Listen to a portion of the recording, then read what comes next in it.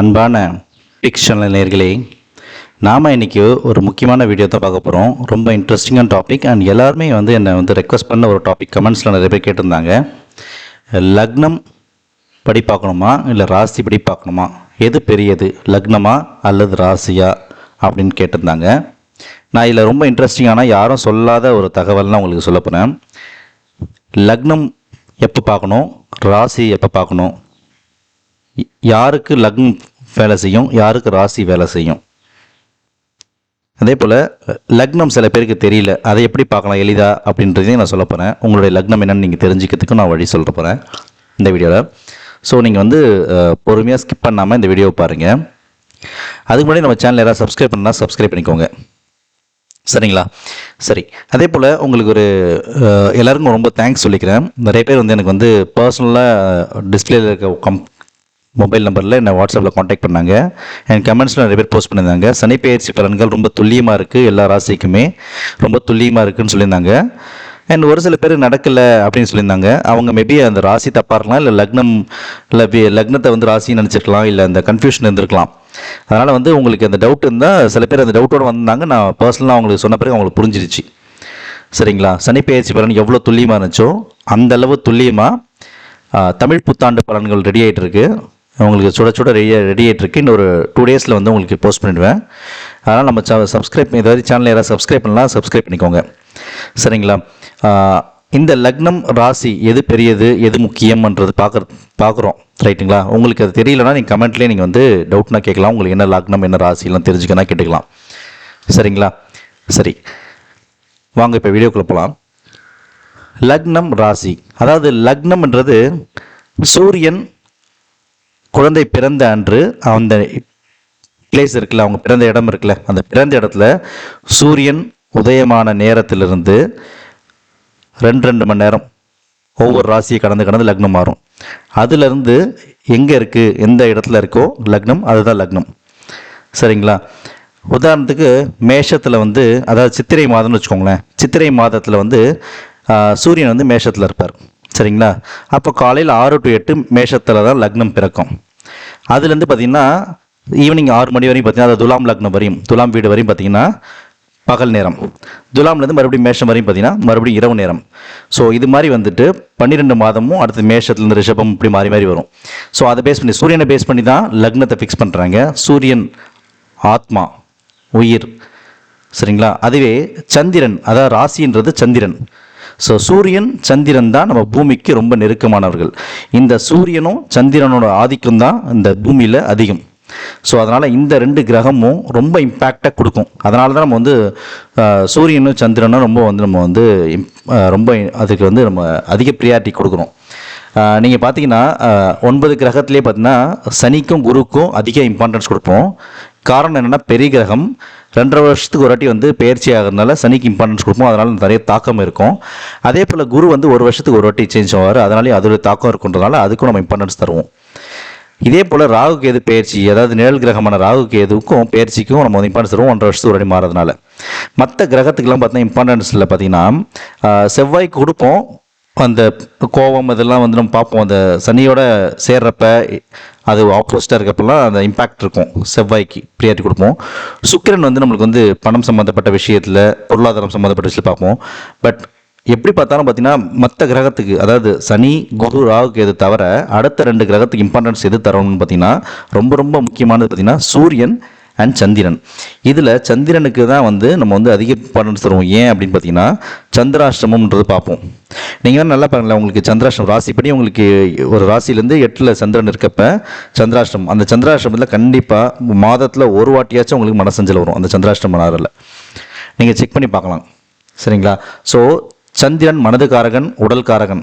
So இந்த சந்திரன் தான் ராசி, அந்த ராசி, இந்த ராசி லக்னம், இது 2மே இம்பார்ட்டன்ட். யாருக்கு எந்த டைமில் இம்பார்ட்டன்ட் அப்படின்னு பார்க்கணும், சரிங்களா? லக்னம் ராசி, லக்னாதிபதியும் ரொம்ப முக்கியம், ராசி அதிபதியும் முக்கியம். அது போல் இன்னொரு விஷயம், முக்கியமான விஷயம் நட்சத்திரம், அதாவது ராசி சந்திரன் ஏறிய நட்சத்திரம். ஸோ சந்திரன் ஏறிய நட்சத்திரம் வச்சு தான் நம்ம தசாபுக்தி கால்குலேட் பண்ணுறோம். ஸோ அதனால் சந்திரன் ரொம்ப ரொம்ப முக்கியம், ராசி ரொம்ப முக்கியம். ஏன்னா சந்திரன் ஏறிய நட்சத்திரத்துக்கு வச்சு தான் நம்ம வந்து தசாபுக்தி கால்குலேட் பண்ணுறோம். தசாநாதன் புக்திநாதன், இந்த தசாபுக்தியை வச்சு தான் தசாபுக்தி தான் நம்மளை வந்து வேலை செய்ய வைக்குது. நாம் ஒரு விஷயம் செய்கிறோம்னா, இன்றைக்கி ஒரு விஷயம் செய்கிறோன்னா, அதனால் ஒரு குட் ஆர் ஈவில் ஏதாவது ஒரு நல்ல விஷயமோ இல்லை கெட்ட விஷயமோ நடக்குதுன்னா அதுக்கு காரணம் நம்மளை பின்னாடி இருந்து ஒரு விஷயம் இயக்குதில்ல, அதுதான் அந்த தசா புக்தி. அந்த தசா புக்தியை கொடுக்கறது அந்த தசா புக்தி எதுலேருந்து நம்ம கேல்குலேட் பண்ணுறோம் அப்படின்னு பார்த்தீங்கன்னா, சந்திரன் ஏறிய நட்சத்திரம். ஸோ ராசியோடைய வேலை, ராசி ரொம்ப முக்கியம். நம்மளுடைய ஆயுள் விதி இருக்குல்ல, அதாவது விதி நம்ம ஏன் பிறந்தோம், நம்ம பிறந்தது இந்த நம்மளுடைய இயற்கை ஜாதகம், நம்ம பிறந்து இருக்கும்ல, அந்த பிறந்து நம்ம பிறக்கிறப்ப ஒரு பிறப்பு ஜாதகம் இருக்குல்ல, அந்த ஜனனகால ஜாதகம், அந்த ஜாதகம் தான் வந்து நம்மளுடைய நம்ம ஏன் பிறந்திருக்கோம், நம்மளுடைய கடமை என்னன்றது சொல்கிறது அந்த ஜாதகம் தான். ஸோ அது வந்து லக்னத்தில் நம்ம கேல்குலேட் பண்ணுறோம். சரிங்களா? ஸோ லக்னாதிபதி ரொம்ப ஸ்ட்ராங்காக இருக்கணும், அதே போல் ராசிநாதனும் ஸ்ட்ராங்காக இருக்கணும். சரிங்களா? சில பேருக்கு பார்த்தீங்கன்னா நீங்கள் கேள்வி கேட்கலாம், சில பேருக்கு வந்து லக்னமும் ராசியும் ஒன்றா இருக்கே, அவங்களுக்கு எப்படி நம்ம பார்க்குறது அப்படின்னு கேட்கலாம். ஸோ லக்னமும் ராசியும் ஒன்றா இருக்கிறவங்களுக்கு நல்லது நடந்தால் ரொம்ப நல்லது நடக்கும், கெடுதல் நடந்தால் ரொம்ப கெடுதல் நடக்கும். ஏன் அப்படின்னா, ஃபர்ஸ்ட் ஆஃப் ஆல் நான் இன்னொரு விஷயத்த சொல்லிக்கிறேன். லக்னம்ன்றது எப்பயுமே வந்து நம்ம விதி படி என்ன நடக்கணுமோ அதுதான் லக்னம். ராசி படி அப்படின்றப்ப ராசி என்னன்னா வந்து மனதகாரகன். நம்மளுடைய செயல் இருக்குல்ல, நம்ம ஏதோ ஒரு விஷயம் மனசால் வந்து நம்ம வந்து ஒரு விஷயத்த செய்கிறோம்ல, அதை திங்க் பண்ணி ஒரு விஷயம் செய்கிறீங்கள, அதனால் வந்து சில விஷயங்கள் சேஞ்ச் ஆகும் உங்கள் லைஃப்பில். ரைட்டுங்களா? மோஸ்ட்லி விதிப்படி தான் நீங்கள் செய்வீங்க, சில டைம் விதியை மீறி நீங்கள் செயல்படுவீங்க. அதை தான் விதியை மதியால் வெல்லலாம் சொல்லுவாங்க. அந்த மாதிரி விதியை மதியால் வெல்லக்கூடியவர்கள் ஒரு சிலர். சரிங்களா? அந்த மாதிரி நடக்கிறப்ப வந்து அவங்களுடைய வாழ்க்கையை புரட்டி போடும். அப்போ யாரெல்லாம் விதியை மதியால் வெல்லலாம் அப்படின்றத ஃபஸ்ட்டு தெரிஞ்சுக்கணும். யாரெல்லாம் விதிப்படி தான் செய்வாங்க அப்படின்றதும் தெரிஞ்சுக்கணும். இந்த லக்னமும் ராசியும் ஒன்றா இருக்காங்க பார்த்தீங்களா, அவங்க மோஸ்ட்லி விதிப்படி தான் திங்க் பண்ணுவாங்க, திங்க் பண்ணுறது தான் விதியாக இருக்கும். இது வந்து நீங்கள் எங்கே வேணால் செக் பண்ணி, யாருக்கு வேணால் செக் பண்ணி பாருங்கள், அவங்க என்ன திங்க் பண்ணுறாங்களோ அதுதான் அவங்க லைஃப்பில் நடக்கும். இது யாருக்குன்னா ராசியும் லக்னமும் ஒன்றா இருக்கவங்களுக்கு. அதே போல் லக்னமும் ராசியும் நேர் எதிராக இருக்கிறவங்க. உதாரணத்துக்கு கடகராசி மகர லக்னம், இல்லை மேஷ ராசி துலாம் லக்னம், இல்லை மேஷ லக்னம் துலாம் ராசி 180 டிகிரியில் ஆப்போசிட்டாக இருக்குல்ல, சந்திரனும் லக்னமும் 180 டிகிரியில் இருக்காங்களே, அவங்க எல்லாருக்குமே இந்த மாதிரி இருக்கும். இல்லை ஒன்றா சேர்ந்துருக்கு லக்னம் சந்திரன் சேர்ந்துருக்குல்ல, கிட்டத்தட்ட என்னென்னா சிம்பிளாக சொல்லணும்னா அமாவாசை பௌர்ணமி, அமாவாசையோ பௌர்ணமியில் பிறந்தா. சரிங்களா? அமாவாசைக்கு முன்னாடி பின்னாடியும் அந்த இதெல்லாம் இருக்கும், பௌர்ணமிக்கு முன்னாடி பின்னாடி அப்படி தான் இருக்கும். ஓகேங்களா? ஸோ அதனால் அமாவாசையும் முன்னாடி பின்னாடினாலும், அமாவாசை பௌர்ணமின்னு வச்சுக்கோங்க, ஒரு சின்ன எக்ஸாம்பிள் சொல்கிறேன்.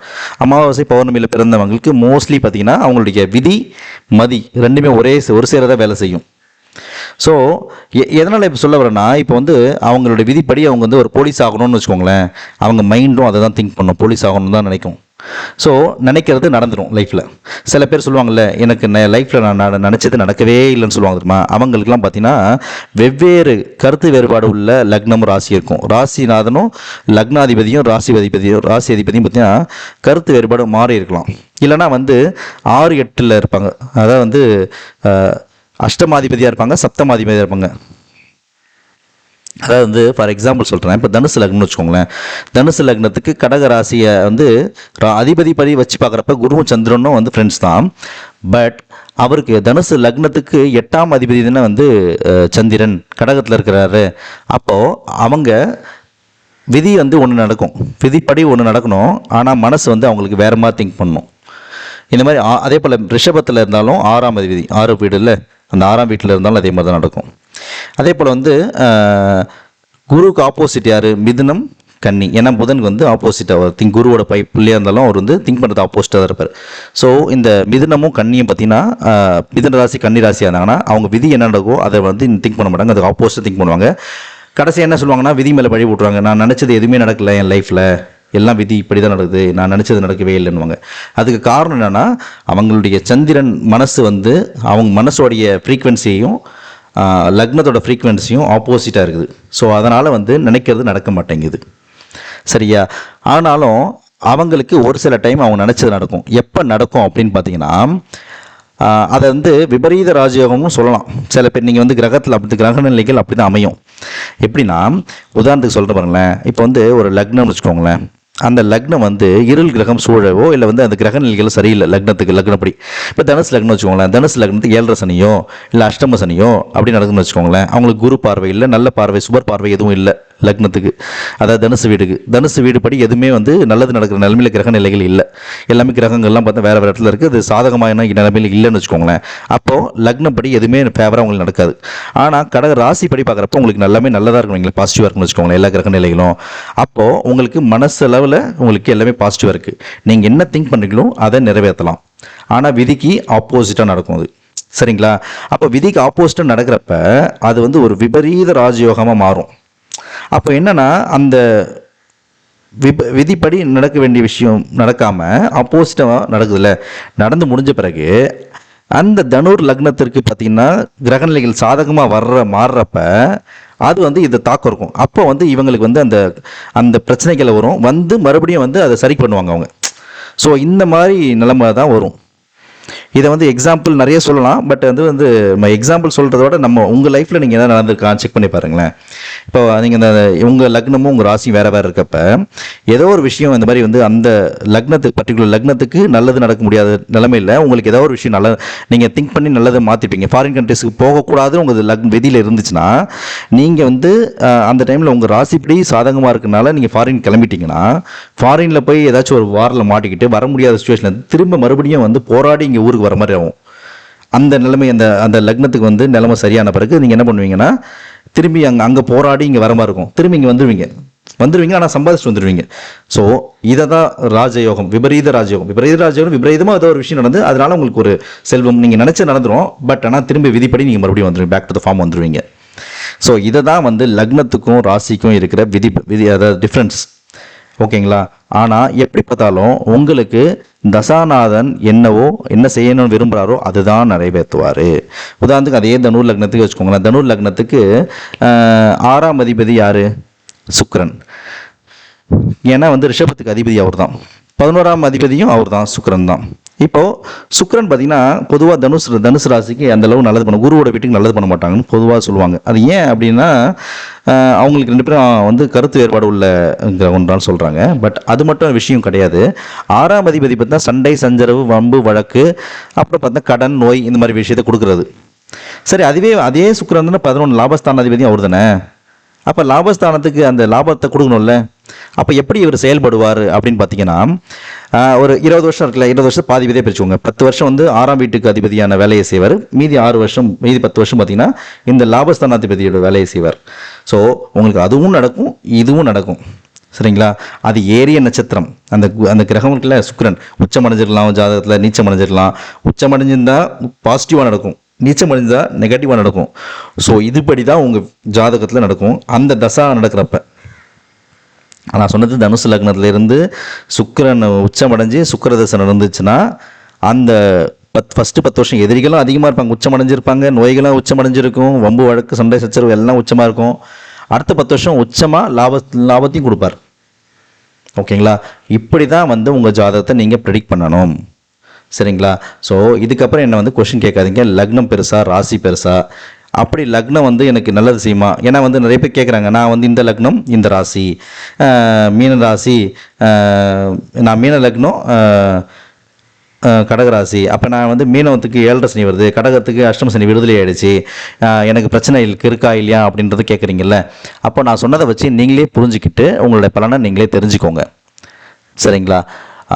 இந்த வீடியோ உங்களுக்கு பிடிச்சிருந்தால் லைக் பண்ணுங்கள், ஷேர் பண்ணுங்கள், அண்ட் மறக்காமல் நம்ம சேனலை சப்ஸ்கிரைப் பண்ணுங்கள். அதே போல் உங்களுக்கு வந்து இது ரிகார்டிங் எந்த டவுட் இருந்தாலும், இந்த லக்னம் ராசி உங்கள் ஜாதகத்தில் பர்சனல் கன்சல்டேஷன் எந்த டவுட்டாக இருந்தாலும் டிஸ்பிளேயில் இருக்க என்னுடைய வாட்ஸ்அப் நம்பரை எனக்கு காண்டாக்ட் பண்ணுங்கள். தயவுசெய்து வாட்ஸ்அப்பில் எனக்கு காண்டாக்ட் பண்ணுங்கள், இமீடியட்டாக அப்போ தான் ரெஸ்பாண்ட் பண்ண முடியும். அண்ட் நம்ம சேனலில் மறக்காமல் உங்கள் ஃப்ரெண்ட்ஸ் சர்க்கிளில் சொல்லி ஷேர் பண்ணுங்க, சப்ஸ்கிரைப் பண்ணிக்கோங்க சொல்லுங்கள். Okay, thank you all.